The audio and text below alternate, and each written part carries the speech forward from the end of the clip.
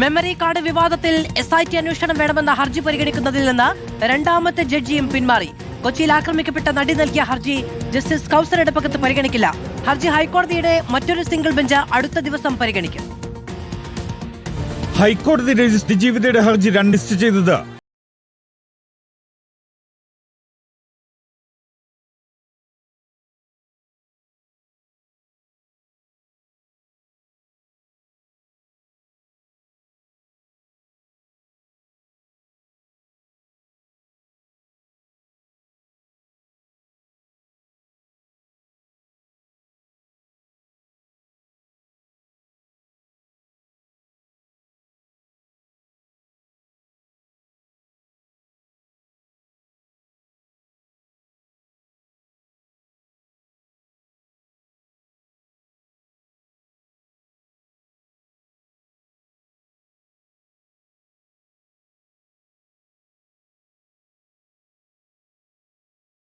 തേടണം. മെമ്മറി കാർഡിലെ ദൃശ്യങ്ങൾ സൂക്ഷിച്ച പെൻഡ്രൈവിന്റെ പകർപ്പ് ലഭ്യമാക്കണമെന്നുമാണ് അതിജീവിതയുടെ ആവശ്യം.